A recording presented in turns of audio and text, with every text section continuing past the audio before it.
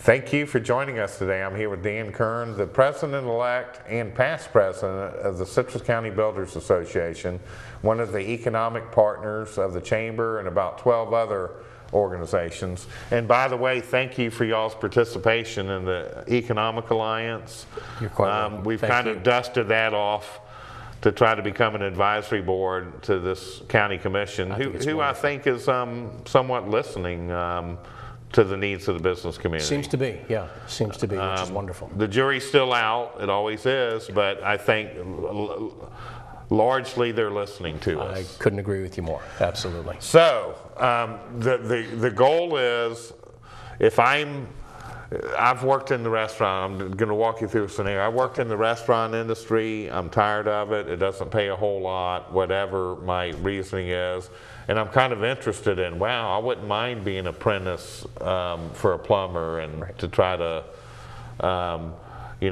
expand my boundaries. So what would they do? Well, they can call me, first off. And your number keeps popping up Yes, there. it That's does. your personal Yes, it cell does. phone. They can also call the Citrus County Builders Association, for which I do not have the number off the top of my head. Well, that's easy enough to find. All young people just ask Siri now. That's right.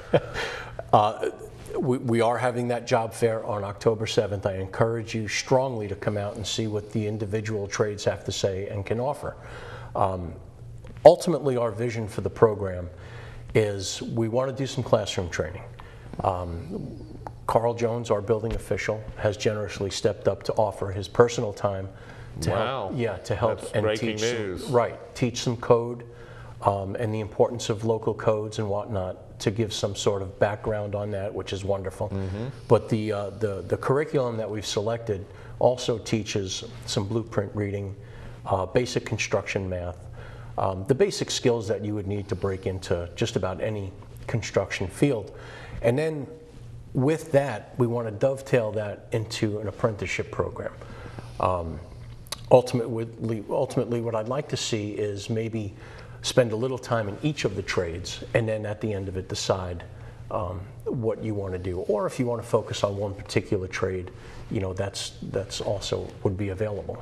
That's awesome. And so it's more than likely at the end of this you will be offered a job by somebody. I would say unquestionably, if you can prove yourself. What other investment of your time can almost guarantee an offer of employment? Absolutely, absolutely. Like you said, it's almost a guarantee. One of the other things that we've incorporated into the classroom curriculum is when the student graduates from his classroom, he'll not only have a certificate of completion, he'll also have the 10-hour OSHA certification, which for an employer is something tangible that's valuable to them. So instantly you become something of value to marketable, to a potential employer.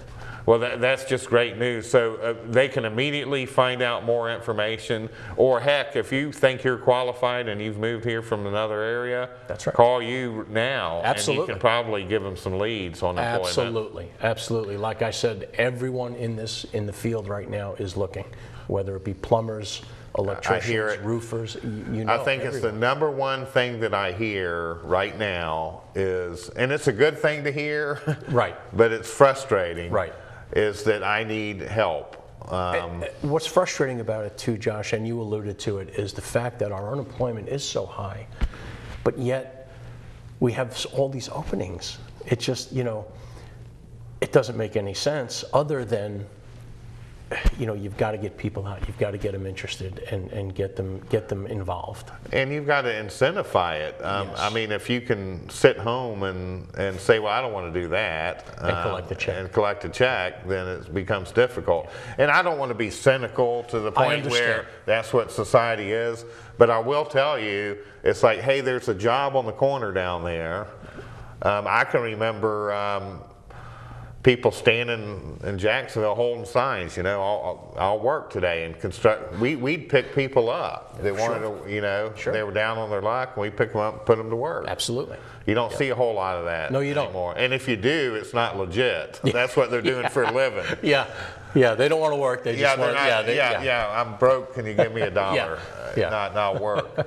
So this is a wonderful thing that you're embarking on, and you have a lot of people that are pulling for you and want you to be successful. So what can the community do? I guess you're looking for people in the industry. We're looking for people in the industry. If you're in the construction industry, contact Donna at the CCBA, and she's got all kinds of forms, whether it's sponsorship forms. That's the Citrus County Builders Association. Right. Sponsorship forms, enrollment forms. I've got folks who aren't even in our industry but understand and appreciate the problems that we're facing, that are reaching out and making contributions to get this thing rolling. And it's, like I said, it's a problem that no one's going to solve for us. We have to solve it ourselves. And unfortunately, life is what it is. Sometimes things take money to do that. And our job fair, it needs to be promoted, it needs to be advertised, it needs to be done right. We don't want to do something that's going to be just not done properly. We want it to be something where people are going to want to show up and learn more, and something that's going to attract people.